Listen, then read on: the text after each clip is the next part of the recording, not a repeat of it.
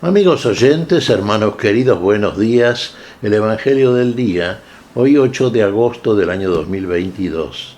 Aquí estamos Patricia y Miguel, este matrimonio cristiano, dispuestos a leer y comentar este Evangelio.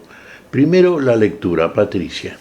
Lectura del Santo Evangelio según San Mateo, capítulo 17, versículos del 22 al 27. Mientras estaban reunidos en Galilea, Jesús les dijo: El Hijo del Hombre va a ser entregado en manos de los hombres. Lo matarán y al tercer día resucitará. Y ellos quedaron muy apenados.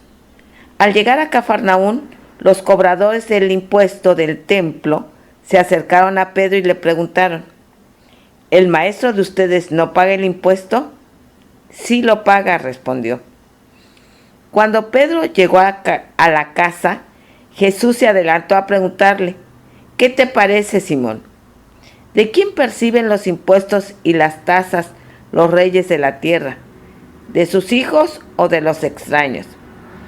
Y como Pedro respondió: de los extraños, Jesús le dijo: Eso quiere decir que los hijos están exentos. Sin embargo, para no escandalizar a esta gente, ve al lago, echa el anzuelo, toma el primer pez que salga y ábrele la boca. Encontrarás en ella una moneda de plata. Tómala y paga por mí y por ti. Palabra del Señor. Gloria a ti, Señor Jesús. Claro, qué lección que nos está dando permanentemente el Señor. Acá le preguntan los cobradores de impuestos del templo a Pedro si Jesús, el Maestro, pagaba el impuesto al templo. Claro, sí paga, les dijo Pedro. Después lo conversó con Jesús. Y la respuesta de Jesús es, por supuesto, una lección, y una lección para todos, inclusive para los cobradores de impuestos, claro está. Paga. Sí, el Señor pagó esencialmente una cosa que abarca toda la humanidad.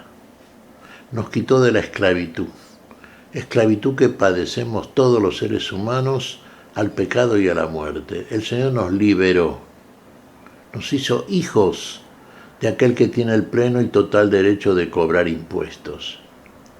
Pero cobrar impuestos en otro sentido, no en el sentido meramente económico al cual se referían estos cobradores de impuestos, sino en el sentido del impuesto mayor, el impuesto a la vida. Aquellos que hemos sido libres, liberados por el Hijo, el cual tiene todos los derechos por ser heredero del Padre, y estamos hablando aquí de la identidad real del Señor, de Jesús, que era Señor del templo, Señor del tiempo, Señor de la historia, Hijo del Padre, libre y liberador al mismo tiempo, liberador de todos nosotros. Nos liberado de la paga de ese impuesto, de ese gravamen que para nada podíamos pagar, que era el impuesto que tiene que ver con el derecho a la vida. Esa es la gran liberación.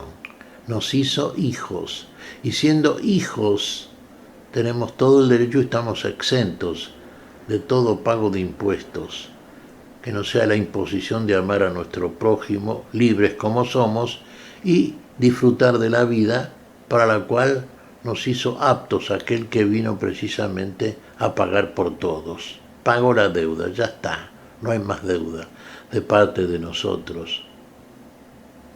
Claro, pero ¿qué hay del impuesto? A ver, vamos a hablar de este mundo ahora, como quien dice.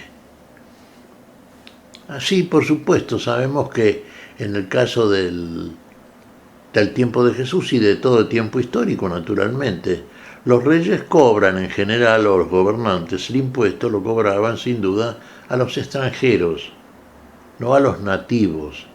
No pagaban el impuesto de la misma manera unos que otros. Claro, los extranjeros eran tenidos como esclavos, como servidores, y entre otros gravámenes que tenían a propósito de su vida cotidiana, era el de pagar impuestos. Y en el caso del impuesto al templo, sí, por supuesto que también había que pagar un impuesto para acudir al templo y participar de todo aquello que tenía que ver con las tareas en el templo y del templo. Ahora, ¿Jesús pagaba el impuesto? Jesús era el dueño del templo, el Señor del templo, el Hijo de Dios. Los hijos están exentos.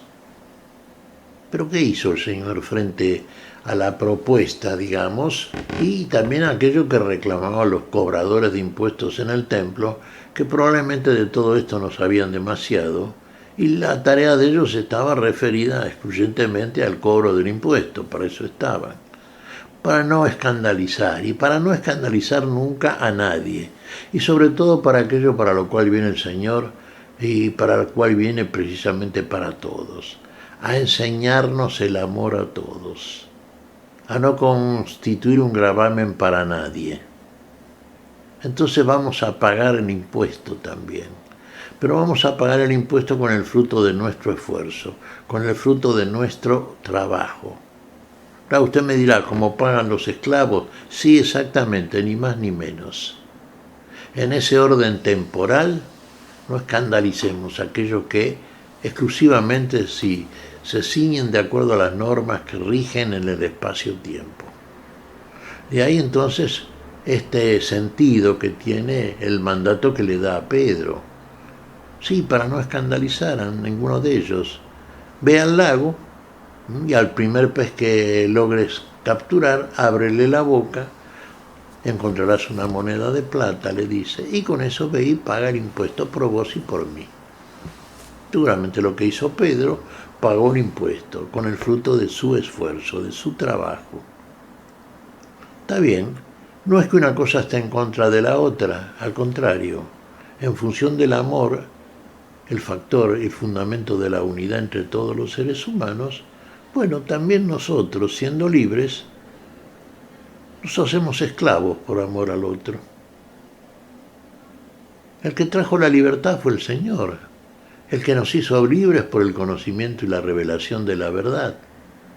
Sin embargo, siendo libre, siendo Señor, el Señor de todos, se hizo por amor a todos, esclavo de todos. Y esclavos hasta la muerte y muerte de cruz. Pagó la deuda que teníamos todos con su propia vida.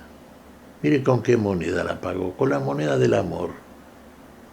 Ahí pagó el impuesto, Ahí pagó plenamente y para siempre. Usted ahora es libre, ¿no? Recuérdelo que es libre. No vuelva a caer en las cosas anteriores. A libertad ha sido llamado.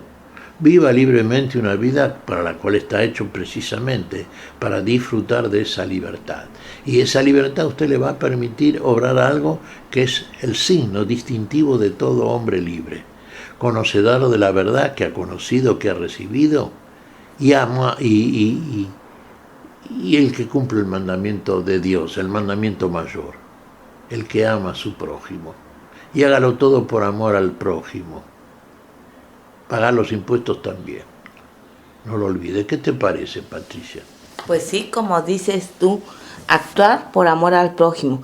Estamos en este mundo, no somos de este mundo, pero este mundo tiene normas que como cristianos tenemos que cumplir, para que esta sociedad sea un poco mejor. Pagar los impuestos, porque todos vivimos en él y necesitamos los servicios. Y necesitamos los servicios, y bienvenidos sean, por otra parte. Los disfrutamos, nos beneficiamos con ellos. Colaboremos entre todos. No olvidemos que, si vamos a elevar un poco la mirada, y tenemos que hacerlo siempre, ¿no es cierto? Todos nos necesitamos, en todas las tareas que llevamos a cabo en este mundo, tareas para la vida naturalmente, y que parten del esfuerzo común, del trabajo. Entonces colaboremos todos en ese sentido, en esa dirección también, porque a unidad siempre somos llamados. Y todo lo que es para bien de todos, bienvenido sea. De Dios procede, hagámoslo como Dios quiere, por amor. ¿Qué te parece si agradecemos al Señor? Muy bien. Te damos gracias, Padre Celestial, En el nombre santo de nuestro Señor Jesucristo. Te damos gracias, Padre, te pedimos perdón por nuestras faltas. Señor, pedimos tu bendición para este día. Tu espíritu de unidad, tu espíritu de amor, tu espíritu de libertad. En tu nombre santo lo pedimos, Señor. Por Jesucristo, Señor nuestro. Amén. Y amén.